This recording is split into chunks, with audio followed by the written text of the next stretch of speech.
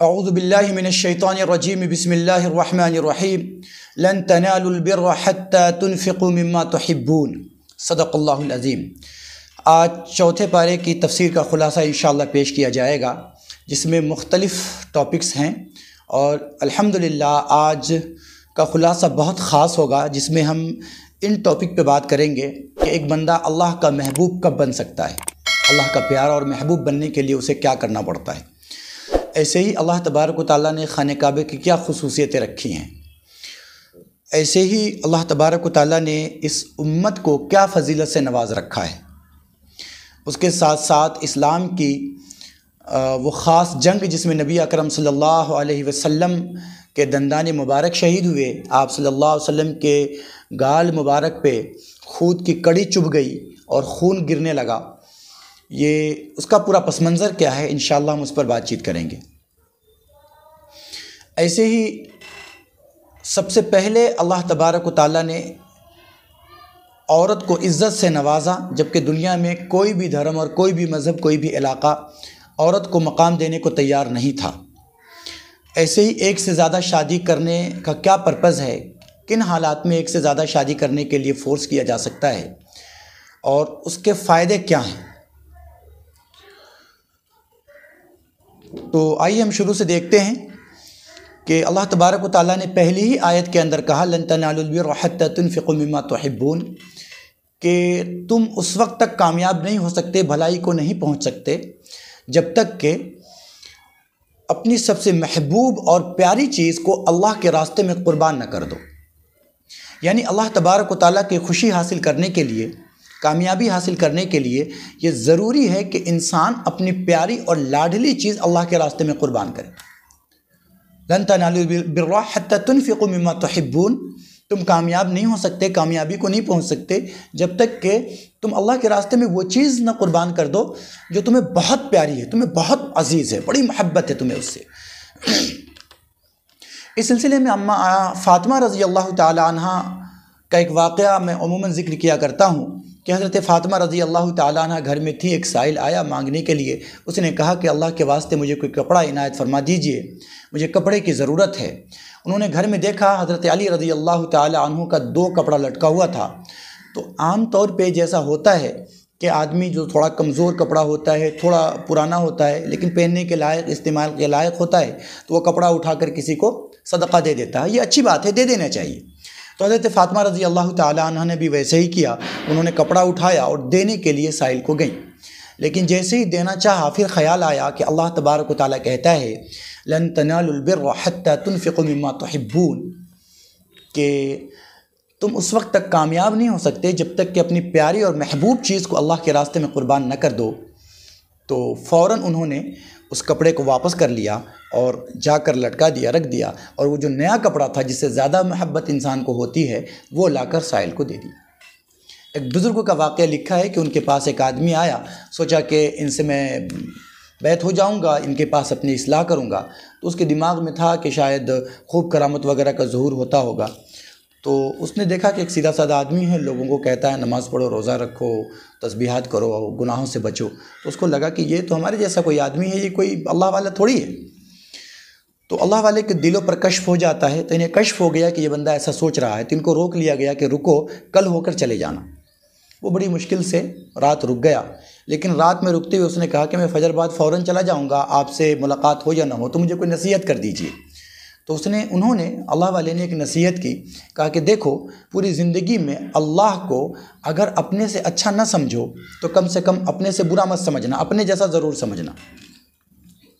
تو اس نے کہا عجیب بات ہے دل میں کہ یہ عجیب پیر صاحب ہے، عجیب اللہ والا ہے، کہہ رہا ہے کہ اللہ کو اپنے سے اچھا نہیں سمجھنا تو اپنے سے برا مت سمجھنا، کم سے کم اپنے جیسا سمجھنا۔ کوئی اللہ تبارک و تعالیٰ کو اپنے جیسا سمجھے گا، اپنے برابر سمجھے گا؟ اچھا ہوا میں نے ان کے ہاتھ پر بیعت نہیں کی، اچھا ہوا میں نے ان سے اصلاح کا رشتہ نہیں جوڑا۔ وہاں سے آ گیا، فجر کی نماز کے بعد وہ جانا چاہتا تھا کہ ان کا جو خادم تھا اللہ والے کا، وہ لا کر اس نے اسے ناشتہ پیش کیا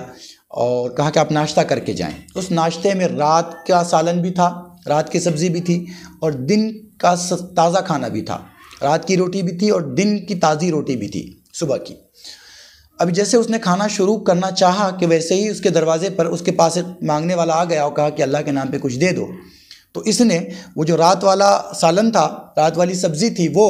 اور رات والی روٹی تھی وہ اٹھا کر دے دیا اس کو، اور بقیہ کو اس نے خود کھا لیا. جب واپس ہونے لگا تو سوچا کہ ایک ملاقات کر ہی لیتے ہیں، تو جا کر ملاقات کیا تو اللہ والے نے کہا، بزرگ نے اس سے کہا کہ دیکھو بیٹا، میں نے تمہیں ایک نصیحت کی تھی کہ اگر تم اللہ کو اپنے سے اچھا نہ سمجھو تو اپنے سے برا بھی مت سمجھنا، کم سے کم اپنے برابر ضرور سمجھنا. تو اس سے رہا نہیں گیا، اس نے کہا آپ یہ کیسی بات کر رہے ہیں، اللہ کو کوئی اپنے برابر سمجھے گا یا اپنے سے کمتر سمجھے گا؟ تو کہا کہ پھر سنو کہ اگر تم اللہ کو اپنے سے اچھا سمجھتے تو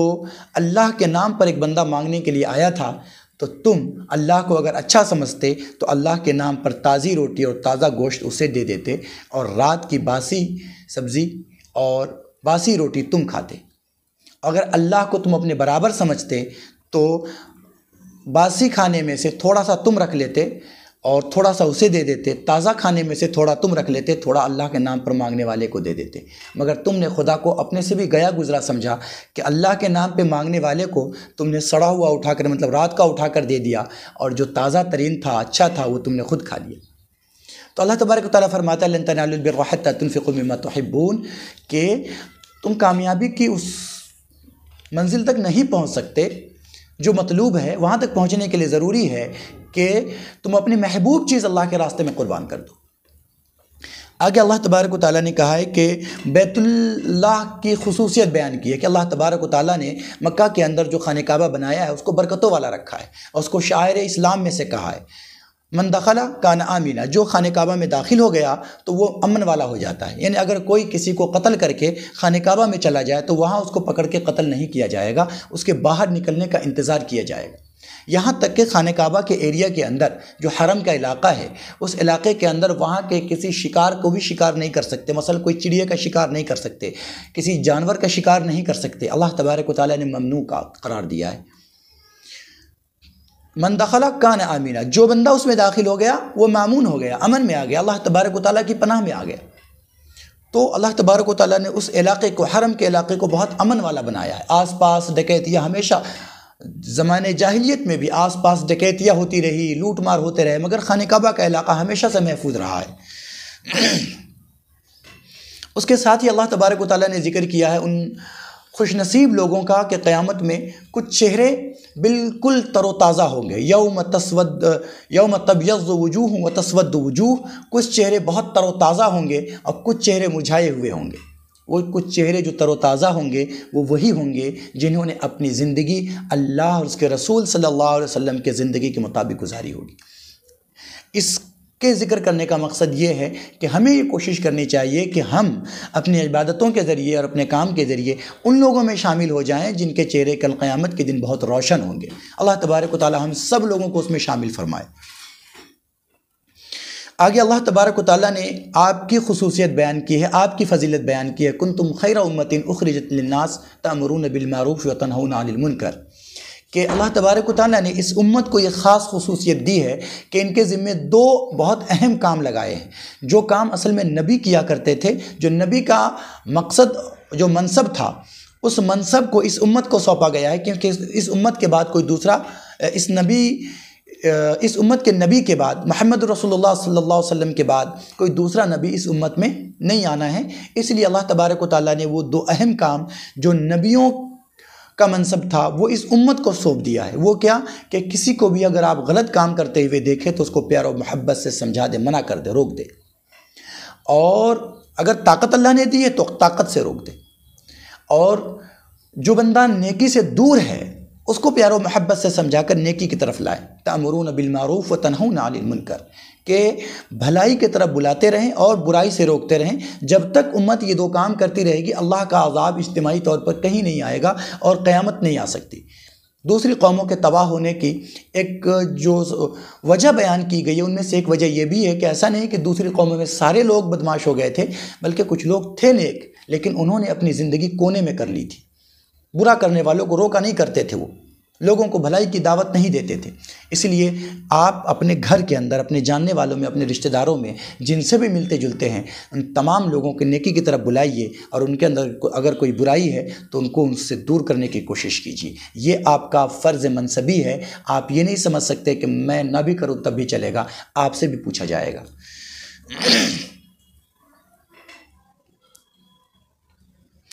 اگلی چیز اللہ تبارک و تعالیٰ نے کہا ہے کہ آپ کو دوستی کسی بھی اللہ کے نہ ماننے والے سے کرنے کی اجازت نہیں ہے۔ ایسی دوستی کہ دل کی بات اس کے سامنے رکھنا شروع کر دے، یعنی اہل ایمان کا راز اٹھا کر کسی غیر ایمان والے کو پہنچانے لگے، ایسی دوستی کرنے کی کسی سے اجازت نہیں ہے سوائے ایمان والے کی۔ اس لیے کہ اللہ تبارک و تعالیٰ نے دوسری جگہ پر کہا ہے، دوسری پاروں کے اندر، کہ جو یہ کافر ہیں، جو اللہ کا انکار کرنے والے ہیں، ناپاک ہیں۔ ناپاک کا مطلب ان کے دل کے اندر کفر کی گندگی ہے، جسم کی بات نہیں کر رہے ہیں۔ تو جس کے دل میں کفر کی گندگی ہو اور جس کے دل میں ایمان کی روشنی ہو، یہ دونوں ایک جگہ کیسے جمع ہو سکتے ہیں؟ اور دوسری سب سے خطرناک بات جو ہے، جس کی وجہ سے منع کیا گیا ہے، وہ یہ ہے کہ جس سے محبت ہو جاتی ہے دلی، اس کی بری چیز بھی اچھی لگتی ہے، اس کا ہر کام اچھا لگتا ہے۔ یعنی ہمارا بچہ ہے، اس سے دلی محبت ہے ہمیں، تو وہ اگر پاخانہ بھی کرے تو ہمیں برا نہیں لگتا، ہم خوش دلی کے ساتھ اسے دھو دیتے ہیں۔ تو اب اگر کسی غیر مسلم سے اہل ایمان کو دلی دوستی ہو جائے، وہ دلی دوستی کر لے، تو وہ جو غیر اللہ کی عبادت کرتا ہے، وہ عبادت بھی اس اہل ایمان کو بری نہیں لگے گی۔ اب اگر یہ اس کو برا نہ سمجھے تو اس کے ایمان کے بھی جانے کا خطرہ ہے۔ اس لیے کسی بھی غیر اللہ کی عبادت کرنے والے سے دلی دوستی کی اجازت نہیں ہے۔ آگے اللہ تبارک و تعالیٰ نے غزوات کا تذکرہ کیا ہے، یعنی جنگوں کا تذکرہ کیا ہے، اور اس میں جنگ احد کے بارے میں خاص طور سے تذکرہ کیا ہے۔ جنگ احد یہ 3 ہجری میں پیش آئی۔ نبی اکرم صلی اللہ علیہ وسلم کے ہاتھوں اور مسلمانوں کے ہاتھوں، چونکہ مکہ والے بہت بری طرح شکست کھا کر گئے تھے جنگ بدر میں، یہ انہیں برداشت نہیں ہو رہا تھا، تو وہ نبی اکرم صلی اللہ علیہ وسلم پر چڑھائی کرنے کی تیاری کر رہے تھے، اور پھر انہوں نے تیاری مکمل کر لی، اور مکمل کر کے سن 3 ہجری میں مدینہ منورہ کے لیے لشکر لے کر نکل پڑے۔ وہ جیسے ہی نکلے تو حضرت عباس رضی اللہ تعالیٰ عنہ وہی مکہ مکرمہ میں تھے۔ انہوں نے اپنا ایک خبر دینے والا تیز رفتار نبی اکرم صلی اللہ علیہ وسلم کی خدمت میں روانہ کیا۔ مدینہ منورہ سے مکہ مکرمہ کی دوری تقریباً 500 کلومیٹر ہے۔ 500 کلومیٹر کو حضرت عباس رضی اللہ تعالیٰ عنہ کا جو بھیجا ہوا پرسن تھا، اس نے تقریباً 3 دن میں طے کیا، اور نبی اکرم صلی اللہ علیہ وسلم کی خدمت میں آ کر یہ خبر دی کہ مکہ والے آپ پر چڑھائی کرنے والے ہیں، اور ایک بڑا لشکر تقریباً 3 سے 3.5 ہزار کا لشکر لے کر یہ لوگ آ رہے ہیں۔ حضور اکرم صلی اللہ علیہ وسلم نے صحابہ کرام کو جمع کر کے مشورہ کیا کیا کرنا چاہیے، تو بعض صحابہ نے مشورہ دیا کہ اللہ کے نبی، ہم مدینہ منورہ میں رہ کر لڑیں گے، یہ ہمارے لیے زیادہ آسانی ہوگی کیونکہ ہمارے پاس تعداد کم ہے۔ بعض صحابہ، نوجوان صحابہ جو جذبے سے بھرے ہوئے تھے، جو جنگ بدر میں شریک نہیں ہو سکے تھے، تو ان کے دل میں یہ خواہش تھی کہ ہم بھی کفار سے آمنے سامنے لڑیں، ہم بھی شہید ہوں، ہم بھی غازی کہلائیں، ہم بھی انہیں زخم دیں اور ہمارے جسموں پہ بھی زخم آئے۔ تو انہوں نے کہا اللہ کے نبی، ہم باہر نکل کے لڑیں گے، ایسا نہ ہو کہ کفار ہمیں ڈرا ہوا سمجھ جائیں۔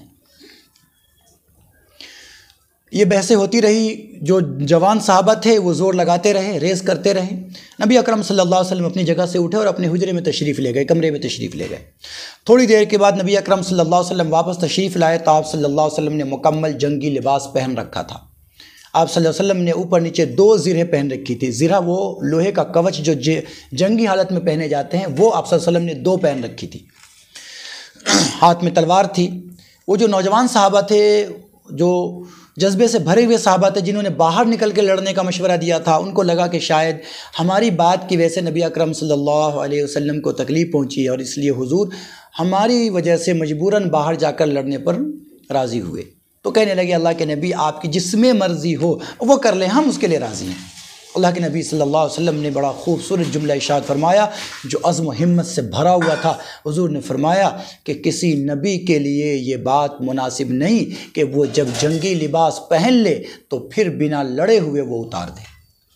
لہٰذا اب ہم باہر جا کر لڑیں۔ آپ صلی اللہ علیہ وسلم نے صحابہ کرام کو جمع کیا، تقریباً 1000 کے قریب صحابہ تھے۔ یہ پورے 1000 کے قریب صحابہ مدینہ منورہ سے نکلے اور احد کے پہاڑی کی طرف جانے لگے۔ ابھی جا رہے تھے کہ راستے میں عبداللہ بن ابی جو منافقوں کا سردار تھا، اس نے بھی مشورہ دیا تھا کہ ہم مدینے میں رہ کے لڑیں، تاکہ کیونکہ جان ہماری بچ جائے، بزدل۔ تو اس نے کہا کہ بھئی آپ نے ہمارا مشورہ نہیں مانا، اس لیے ہم اپنے 300 لوگوں کو لے کر الگ ہو رہے ہیں۔ تو وہ واپس ہو گیا۔ یہ اللہ تبارک و تعالیٰ نے دودھ میں سے جو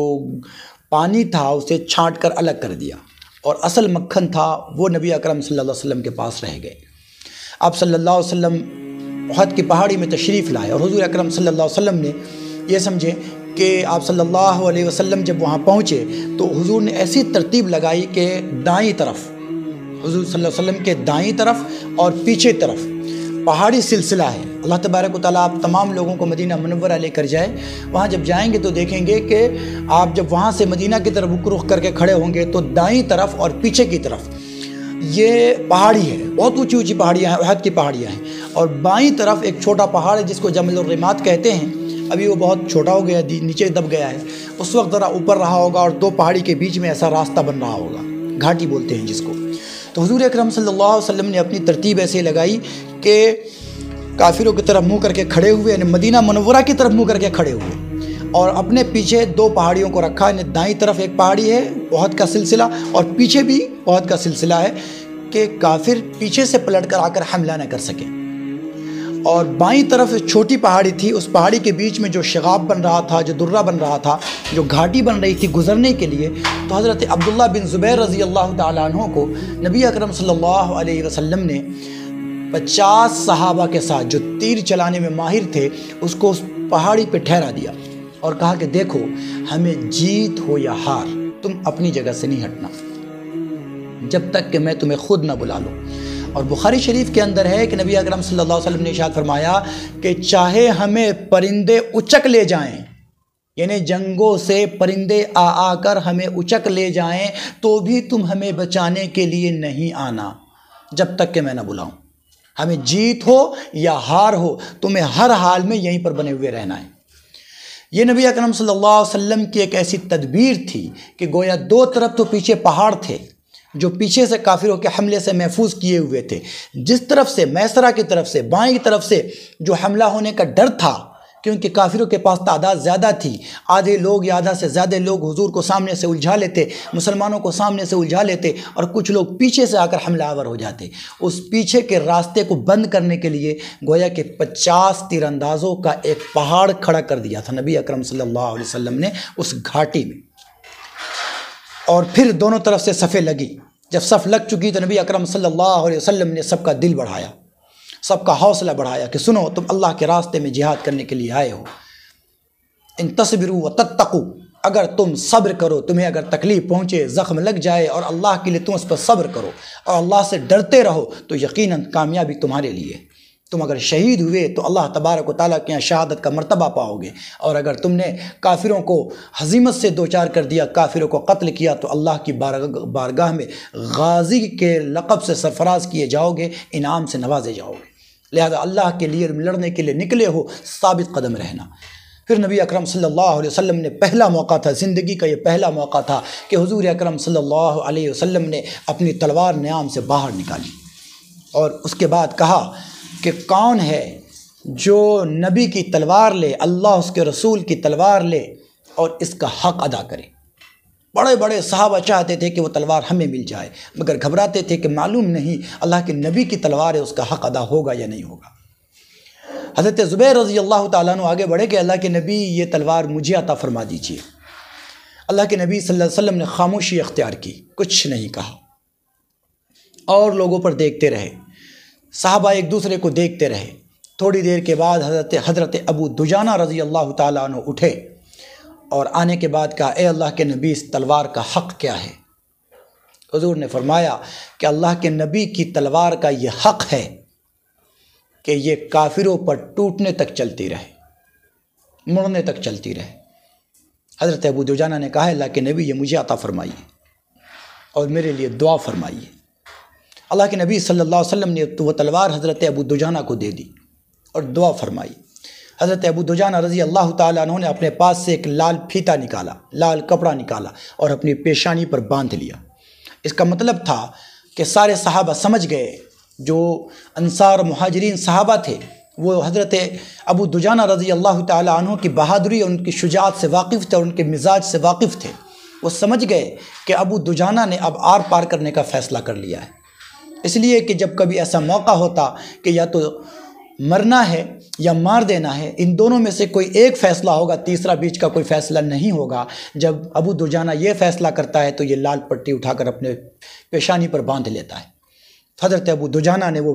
لال کپڑا اپنے پیشانی پر باندھا، گویا ایک انڈیکیٹر تھا کہ اب اللہ کے نبی صلی اللہ علیہ وسلم کی تلوار کا حق ادا ہوگا یا ابو دجانہ اللہ کے راستے میں شہید ہو۔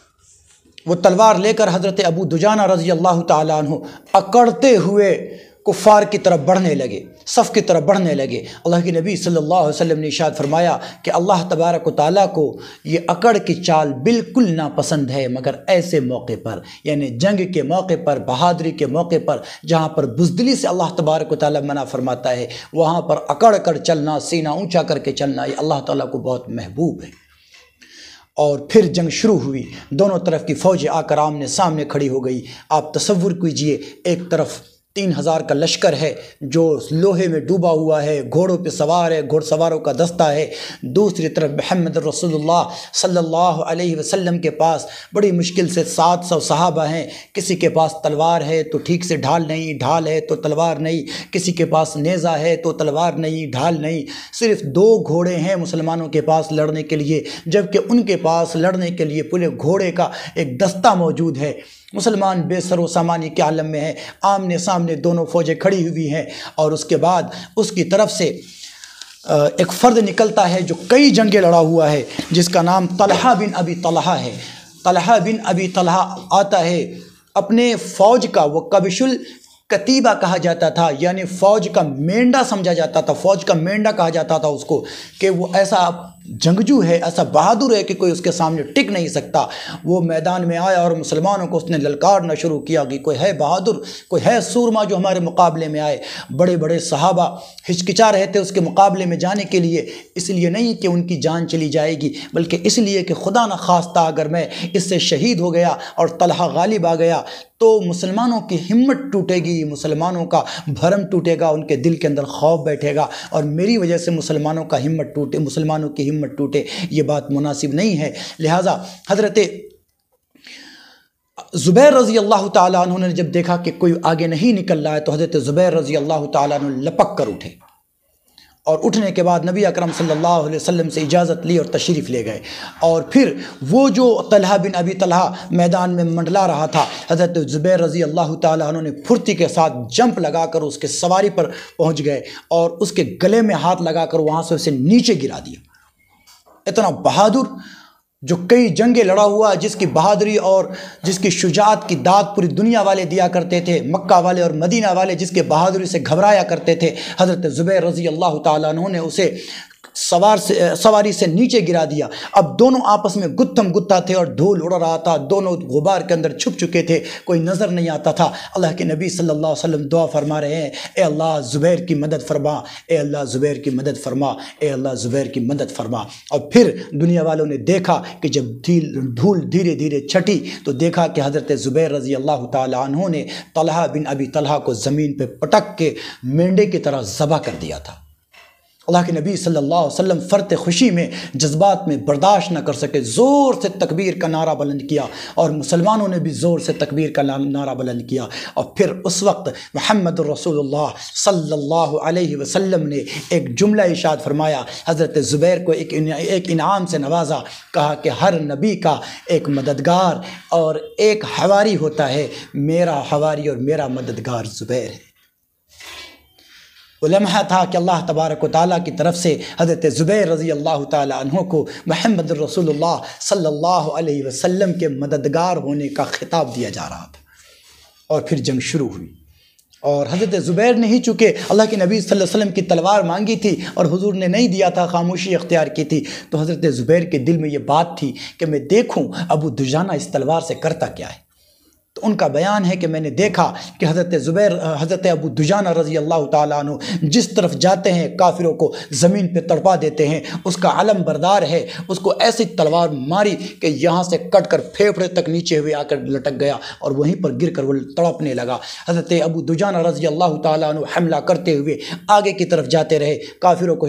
خاک و خون میں نہلاتے رہے۔ اچانک ایک پکارنے والا سامنے تھا، ایک جنگجو سامنے تھا۔ حضرت ابو دجانہ نے تلوار اٹھائی اور چاہ کہ اس پر حملہ کرے کہ اندر سے وہ جو جس پر حملہ کرنا چاہ رہے تھے اس نے پکارا، ہائے مجھے بچاؤ، ہائے مجھے بچاؤ۔ تو حضرت ابو دجانہ نے دیکھا کہ یہ عورت کی آواز ہے، وہ ہندہ تھی۔ اس کے اوپر جب حضرت ابو دجانہ نے تلوار اٹھائی، جو وہ بھی زیرہ وغیرہ پہنی ہوئی تھی، پہچانی نہیں جا رہی تھی کہ عورت ہے یا مرد، تو جب اس نے پکارا ہائے مجھے بچاؤ، تو حضرت زبیر کا بیان ہے کہ حضرت ابو دجانہ نے یہ تلوار اٹھائی تھی اور ہم نے دیکھا کہ بس اب اس کا کام تمام ہوا چاہتا ہے کہ وہ تلوار انہوں نے ہوا کے اندر روک لی اور پیچھے پلٹ گئے۔ گویا کہ حضرت ابو دجانہ رضی اللہ تعالیٰ عنہ نے تلوار روک لی کہ اللہ کے نبی صلی اللہ علیہ وسلم کے تلوار کا یہ حق ہے کہ یہ ایسے دشمنوں پہ چلے جو مضبوط اور طاقتور ہو۔ عورتوں کے اوپر چلا کر اللہ کے نبی صلی اللہ علیہ وسلم کے تلوار کی توہین نہیں کی جائے گی۔ سوچیں ایک مرتبہ، اپنی زندگی کے 1 منٹ کو ریوائز کریں، پیچھے ہٹائیں اور سوچیں کہ آج کے وقت میں پوری دنیا کا لیبرل طبقہ یہ کہتا ہے کہ اسلام نے عورتوں کو عزت و احترام نہیں دیا۔ حضور اکرم صلی اللہ علیہ وسلم کے تلوار مبارک سے کسی عورت پہ حملہ تک نہیں کیا گیا۔ یہ اللہ کے نبی صلی اللہ علیہ وسلم نے یہ مقام دیا عورتوں کو، مسلمانوں نے یہ مرتبہ دیا عورتوں کو، اور آپ کہتے ہیں کہ اسلام نے کوئی عزت نہیں دی عورتوں کو اور عورت کے ساتھ کوئی بھلا کام نہیں کیا، اور اسلام نے ہی عورتوں کو عزت سے سرفراز کیا ہے۔ اس کے بعد پھر ہم آئیے جنگ کی طرف واپس آتے ہیں کہ اللہ کے نبی صلی اللہ علیہ وسلم نے مسلمانوں کا جھنڈا حضرت مصعب بن عمیر رضی اللہ تعالیٰ عنہ کے ہاتھ میں دیا تھا۔ ایک خوب جوان ہاتھ میں، دائیں ہاتھ میں علم پکڑے ہوئے تھے، جھنڈا پکڑے ہوئے تھے۔ ایک تلوار آیا اور ہاتھ کاٹتا ہوا نیچے چلا گیا، جھنڈا گرنے لگا۔ حضور اکرم صلی اللہ علیہ وسلم کے علم کو انہوں نے بائیں ہاتھ سے پکڑا، پھر دوسرا حملہ کیا کافر نے، یہ ہاتھ کٹ کر نیچے اتر گیا، جھنڈا مبارک گرنے لگا۔ حضور اکرم صلی اللہ علیہ وسلم کے علم مبارک کو گرنا صحابی رسول کو اس وقت بھی گوارا نہیں تھا۔ انہوں نے فوراً زمین پر بیٹھ کر اپنے یہ دونوں کٹے ہوئے بازو تھے اس سے اور کندھے سے لگا کر اس کو اس طرح سے پکڑا جھنڈے کو، اور یہ دونوں گھٹنوں سے اس جھنڈے کو نیچے سے پکڑ کر رکھا اور کھڑا کر کے رکھا۔ یہ تھی محبت صحابہ کرام کی محمد رسول اللہ صلی اللہ علیہ وسلم سے کہ دونوں ہاتھ کٹ کر نیچے گرے ہوئے ہیں، خون جاری ہے، اور ایسے وقت میں بھی یہ گوارا نہیں ہے کہ محمد رسول اللہ صلی اللہ علیہ وسلم کا پرچم زمین پر گر جائے۔ ایمان والو، پھر اپنی زندگی کو ایک منٹ پیچھے ریوائز کرو اور سوچو کہ کیا محمد رسول اللہ صلی اللہ علیہ وسلم کی ہر چیز سے ہمیں بھی اس طرح سے محبت ہے؟ اگر نہیں ہے تو ہمیں اپنے ایمان کا جائزہ لینے کی ضرورت ہے۔ ہمیں سوچنے کی ضرورت ہے کہ کیا محمد رسول اللہ صلی اللہ علیہ وسلم نے کل قیامت میں یہ پوچھ لیا کہ میرے صحابہ نے جیسا ایمان قبول کیا تھا، یا اللہ نے پوچھ لیا کہ صحابہ نے جیسا ایمان قبول کیا تھا کیا تمہارا ایمان ویسا ہے؟ کیونکہ اللہ نے حکم دیا کہ جیسے صحابہ نے ایمان قبول کیا ویسے ہی ایمان لاؤ، تو ہمارے پاس کوئی جواب نہیں ہوگا۔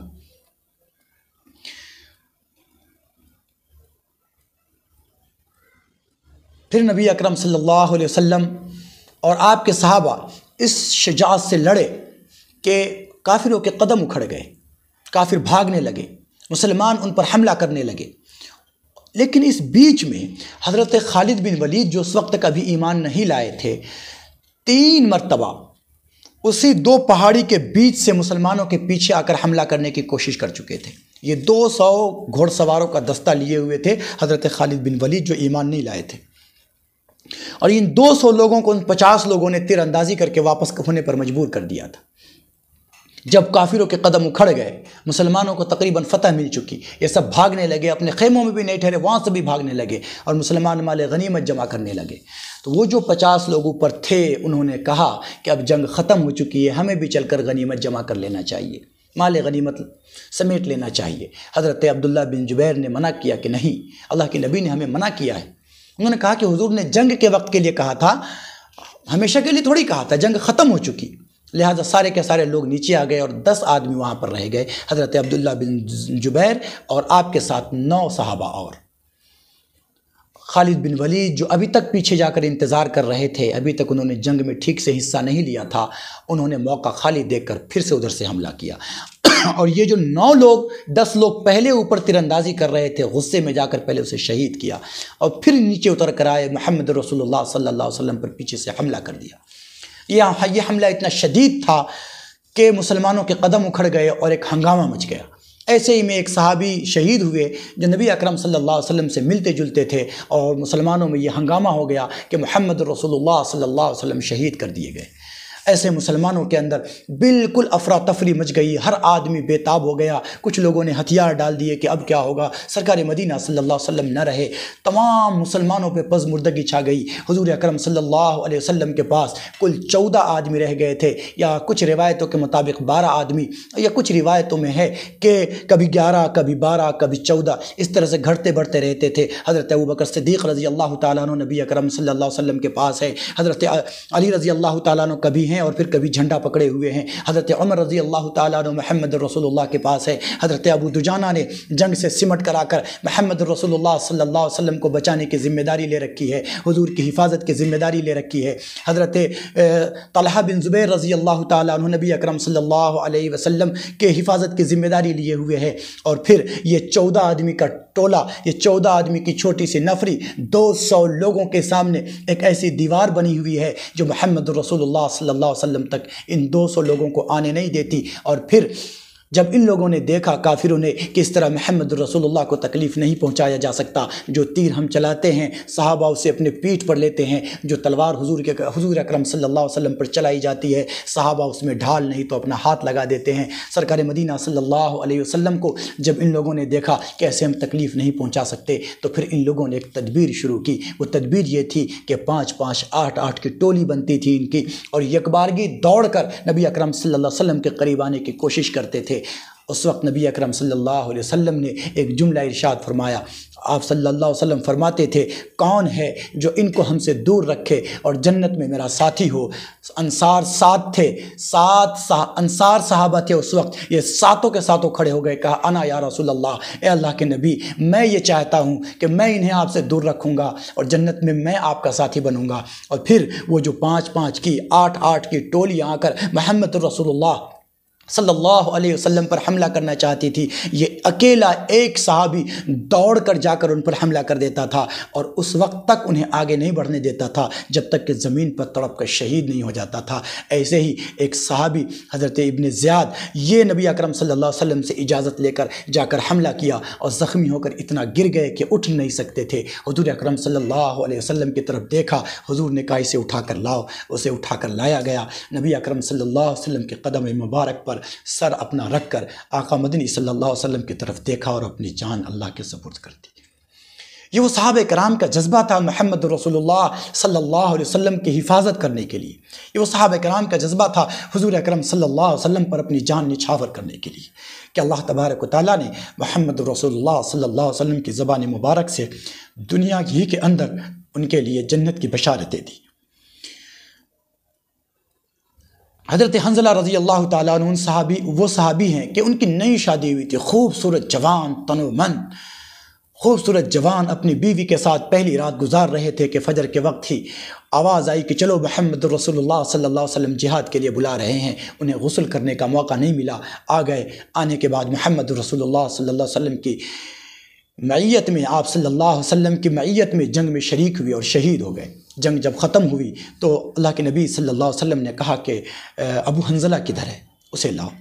صحابہ کرام نے ان کی لاش کو ڈھونڈا، کہیں بھی ان کی لاش نہیں ملی۔ حضور نے فرمایا کہ اس پہاڑ کے پیچھے جا کر دیکھو کہ حنظلہ کی لاش وہاں ملے گی۔ جب وہاں جا کر دیکھا تو وہ لاش اوپر سے نیچے دھیرے دھیرے اتر رہی تھی اور جسم مبارک سے پانی کے قطرے موتیوں کی طرح گر رہے تھے۔ حضور اکرم صلی اللہ علیہ وسلم کے پاس جب لایا گیا، حضور اکرم صلی اللہ علیہ وسلم بار بار اس کی طرف سے منہ پھیر لیتے تھے۔ صحابہ نے پوچھا یا اللہ کے نبی کیا حنظلہ منافق تھا؟ حضور نے کہا نہیں، وہ میرا جانثار تھا،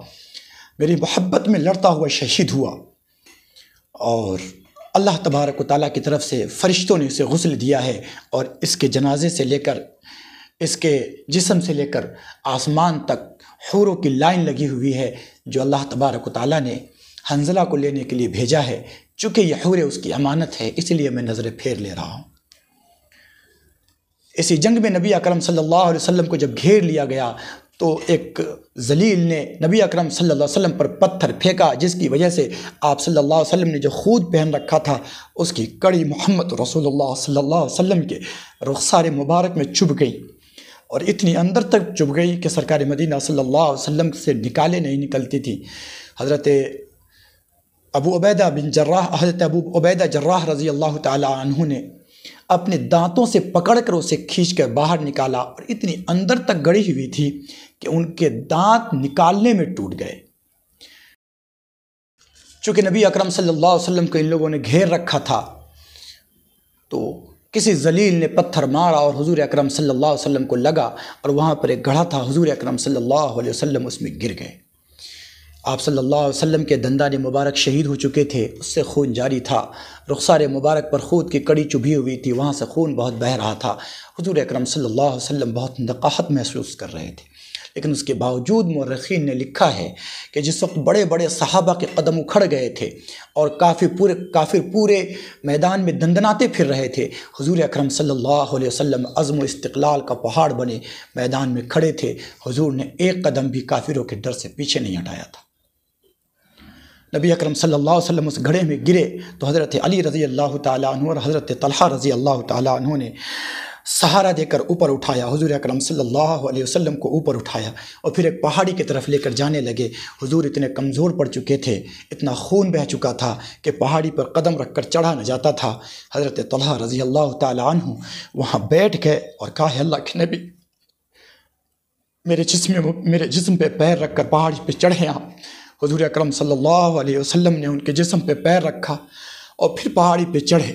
اور حضور اکرم صلی اللہ علیہ وسلم نے حضرت طلحہ کے لیے کہا کہ وجب، طلحہ نے تو جنت واجب کر لی۔ حضور اکرم صلی اللہ علیہ وسلم بہت کمزور ہو چکے تھے، خون بہت زیادہ نکل چکا تھا۔ حضرت ابوبکر صدیق رضی اللہ تعالی عنہ اور حضرت عمر رضی اللہ تعالی عنہ یہ دونوں آپ کے ساتھ تھے اور آپ کو لے کر پہاڑی کی طرف چڑھ رہے تھے۔ یہ جو خالد بن ولید تھے،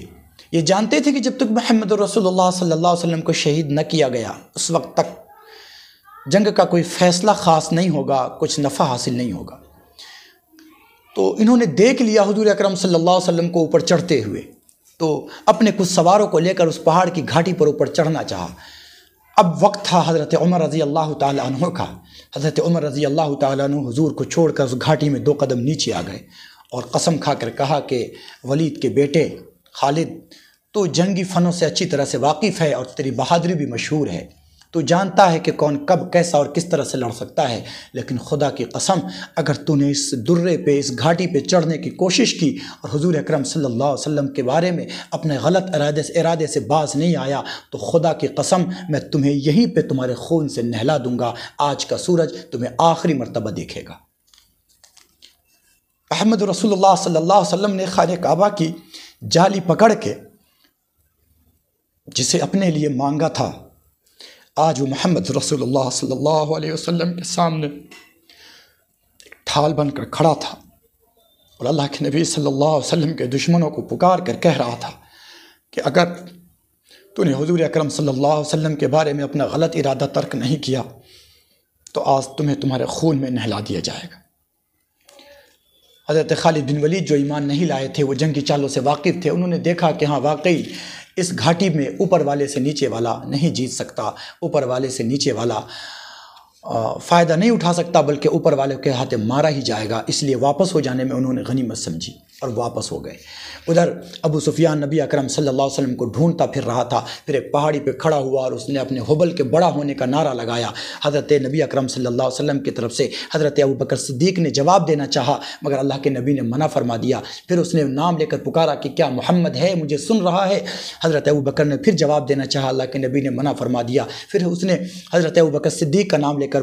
پکارا، پھر اس نے اللہ کے نبی نے منع فرما دیا۔ عمر رضی اللہ تعالیٰ عنہ کا نام لے کر پکارا، اللہ کے نبی نے منع فرما دیا۔ پھر اس نے کہا کہ یہ سب کے سب مر گئے ہیں، بڑا ہے ہمارا حبل، بڑا ہے ہمارا بت۔ تو حضرت عمر رضی اللہ تعالیٰ عنہ کو برداشت نہیں ہوا اور انہوں نے زور سے اللہ اکبر کا نعرہ لگایا۔ پھر اس نے کہا کہ کیا محمد تم میں ہے؟ تو اللہ کے نبی نے کہا کہ کہو کہ اللہ تبارک و تعالیٰ بڑا ہے اور اللہ نے ہمیں حفاظت کے ساتھ رکھا ہے۔ حضرت عمر رضی اللہ تعالیٰ عنہ نے پکار کر کہا کہ بڑائی اللہ کے لیے ہے اور اللہ تبارک و تعالیٰ کے فضل سے محمد رسول اللہ صلی اللہ علیہ وسلم عافیت کے ساتھ ہے۔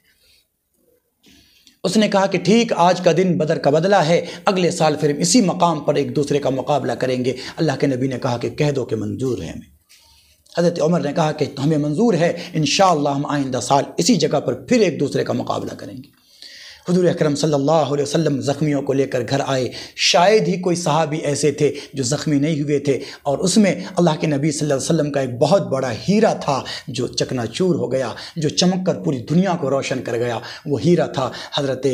حمزہ رضی اللہ تعالیٰ عنہ کا ہیرا، کہ اللہ کے نبی صلی اللہ علیہ وسلم کے چچا تھے اور حضور اکرم صلی اللہ علیہ وسلم کی معیت میں جنگ بدر میں بھی بڑی شجاعت اور بہادری سے لڑے تھے، اور اب بھی ان کی شجاعت دیدنی تھی۔ جس طرح بڑھتے تھے کافروں کے صفے الٹ کر رکھ دیتے تھے۔ کئی لوگوں پر انہوں نے حملہ کیا اور اس کے ٹکڑے زمین پر بکھیر دیے، مگر ایک غلام، حبشی غلام وحشی، جس کو جنگ سے کوئی مطلب نہیں تھی، وہ چھپ کر اس لیے بیٹھا ہوا تھا کہ اگر میں حضرت حمزہ کو مار دوں گا تو میری جو مالکن، میرا جو مالک ہے وہ مجھے آزاد کر دے گا۔ چونکہ حبشی لوگ نیزہ پھینکنے میں ماہر ہوتے ہیں، تو وہ ایک پیڑ کی آڑ میں، پتھر کی آڑ میں گھات لگا کر بیٹھا ہوا تھا کہ مجھے جنگ میں شریک نہیں ہونا۔ جس وقت حضرت حمزہ اس طرف سے اتفاق سے اگر گزریں گے تو میں اپنی آزادی کے لیے کوشش کروں گا کہ اسے جان سے مار سکوں۔ ابھی حضرت حمزہ رضی اللہ تعالیٰ عنہ اس کو نظر آئے، وہ چاہنے لگا کہ تھوڑا اگر اور قریب آ جائے تو اچھا تھا، کہ اچانک اس کی طرف سے، کافروں کی طرف سے ایک بندہ حضرت حمزہ رضی اللہ تعالیٰ عنہ کی طرف لپکا۔ حضرت حمزہ نے آگے بڑھ کر اس پر یوں حملہ کرنا چاہا، اور حملہ جیسے ہی کرنا چاہا کہ بس اس نے دیکھا کہ حضرت حمزہ قریب آ گئے ہیں، اس نے تاک کر برچھا پھینکا، بھالا پھینکا، اور وہ نیزہ ناب کے پاس سے لگ کر آر پار دوسری طرف نکل گیا، اور حضرت حمزہ اس کی طرف پلٹے، ایک قدم اٹھانا چاہا اس کی طرف، مگر اللہ کا یہ شیر وہیں پر غش کھا کر نیچے گر گیا۔ اور حضرت حمزہ رضی اللہ تعالیٰ عنہ جو محمد رسول اللہ صلی اللہ علیہ وسلم کے ایک بہادر جانباز تھے، ایک بہادر سپاہی تھے، محمد رسول اللہ پر اپنی جان قربان کرنے والے اور نثار کرنے والے تھے، انہوں نے اللہ کی اور اللہ کے رسول کی محبت میں اپنی جان قربان کر دی۔ سرکار مدینہ صلی اللہ علیہ وسلم واپس تشریف لائے، زخمیوں کی مرہم پٹی کی گئی، سارے صحابہ زخمی تھے۔ حضرت عمارہ رضی اللہ تعالی عنہ جو اس جنگ میں ایسی لڑی تھی کہ اللہ کے نبی صلی اللہ علیہ وسلم داد دیے بنا نہ رہ سکے۔ حضور اکرم صلی اللہ علیہ وسلم نے عمارہ کو بلوایا اور بلوا کر کہا کہ عمارہ بتاؤ کیا چاہتی ہو، جو مانگو اللہ تبارک و تعالیٰ عطا کر دے گا، کیونکہ آج پورا کا پورا میدان تمہارا تھا، تم جس طریقے سے بہادری اور جس طریقے سے شجاعت سے میری حفاظت کر رہی تھی، میں تم سے بہت خوش ہوں، تم آج جو مانگو اللہ تبارک و تعالیٰ سے، اللہ تبارک و تعالیٰ تمہیں ضرور عطا کرے گا۔ حضرت عمارہ نے کہا، اے اللہ کے نبی، ہمیں کچھ نہیں چاہیے، ہمارے لیے دعا کیجئے کہ اللہ تبارک و تعالیٰ کل جنت میں مجھے آپ کا پڑوسی بنائے۔ حضور اکرم صلی اللہ علیہ وسلم نے دعا فرمائی، اے اللہ عمارہ کو جنت میں میرا پڑوسی بنا دے۔ یقین جانے محمد رسول اللہ صلی اللہ علیہ وسلم پر جان نثار کرنے والوں کو اللہ تبارک و تعالیٰ نے اتنے انعامات سے نوازا ہے اور نوازے گا جس کے بارے میں انسان تصور نہیں کر سکتا۔ حضرت عمارہ رضی اللہ تعالی عنہ وہ خاتون ہے جو جنت میں محمد رسول اللہ صلی اللہ علیہ وسلم کے پڑوس میں ہوں گی۔ یہ انعام حضرت عمارہ رضی اللہ تعالیٰ عنہ کو اس بنیاد پر ہے کہ انہوں نے اپنے بیٹوں کے ساتھ اس جنگ میں شرکت کی، اور بیٹے جنگ میں شریک تھے، اور حضور اکرم صلی اللہ علیہ وسلم پر جب کافروں نے حملہ کیا تھا، حضرت عمارہ نبی اکرم صلی اللہ علیہ وسلم کے ارد گرد پروانوں کی طرح گھوم رہی تھی اور حضور اکرم صلی اللہ علیہ وسلم کی حفاظت کر رہی تھی۔ ہم اپنی زندگی کو ایک منٹ پیچھے لے کر جائیں اور ایک بار سوچیں کہ کیا محمد رسول اللہ صلی اللہ علیہ وسلم کی محبت ہمارے دلوں میں بھی اسی طرح ہے؟ کیا حضور اکرم صلی اللہ علیہ وسلم کی ایک ایک بات پر ہمیں اپنے ہر چیز کے قربان کر دینے کا جذبہ ہے؟ اگر نہیں ہے تو ہمیں اپنے ایمان پر غور کرنے کی ضرورت ہے۔ اللہ تعالیٰ نے اس پارے کے شروع ہی میں کہا لن تنالوا البر حتی تنفقوا مما تحبون، تم اس وقت تک کامیاب نہیں ہو سکتے جب تک کہ اپنی سب سے پیاری چیز اللہ کے راستے میں قربان نہ کر دو۔ اس کے آگے اللہ تبارک و تعالیٰ نے یتیموں کے مال کی حفاظت کا تذکرہ کیا ہے، اور ایک سے زیادہ شادی کا تذکرہ کیا ہے، میراث کا تذکرہ کیا ہے، محرمات کا تذکرہ کیا ہے۔ 2-3 منٹ کہ اللہ کے نبی صلی اللہ علیہ وسلم پر جو قرآن نازل ہوا، اس نے یہ کہا کہ اے ایمان والو، تم جن عورتوں کو پسند کرتے ہو 2-2 3-3 4-4 سے تم نکاح کرو۔ آج کے وقت میں ایک سے زیادہ نکاح کو لوگ بوجھ سمجھتے ہیں یا عیب سمجھتے ہیں۔ بیواؤں کو لوگ راشن تو ضرور دیتے ہیں، اسے پیسہ تو ضرور دیتے ہیں، مگر اسے شوہر کا انتظام کر کے نہیں دیتے، اس کو کسی کے نکاح میں نہیں پہنچاتے۔ کسی کو مچھلی کھلائیے مت، اسے مچھلی پکڑنے کا فن سکھائیے، اس کے لیے مستقل ذریعہ لگائیے۔ تو بیوہ کے لیے بہترین راشن یہ ہے کہ اس کے لیے شوہر کا انتظام کر دیا جائے۔ تو یہ جو تعدد ازدواج ہے، ایک سے زیادہ شادیوں کا حکم ہے، یہ ان عورتوں کے لیے خاص طور سے سہارا ہے جن عورتوں کے شوہر مر چکے ہیں، یا جن عورتوں کو ان کے شوہروں نے طلاق دے دیا ہے۔ سوسائٹی اور معاشرے میں کوئی کوارا ان سے جلدی شادی کرنے کو تیار نہیں ہوتا۔ تو اب اگر ایک سے زیادہ شادی کا رواج مسلمانوں میں ہو تو ایسے وقت میں ان بہن اور بیٹیوں کی زندگی بہت آسان ہو جائے گی جن کے شوہر مر چکے ہیں یا جن کے شوہر نے ان کو طلاق دے دی۔ اس لیے ایک سے زیادہ شادی یہ عورتوں پر ظلم نہیں بلکہ عورتوں کے ساتھ خیر خواہی اور بھلائی ہے۔ اللہ تبارک و تعالی ہمیں اپنے احکام پر خوب شرح صدر کے ساتھ سمجھ کر عقیدت و محبت کے ساتھ عمل کرنے کی توفیق عطا فرمائے۔ Subscribe to Shakir Abidi Official.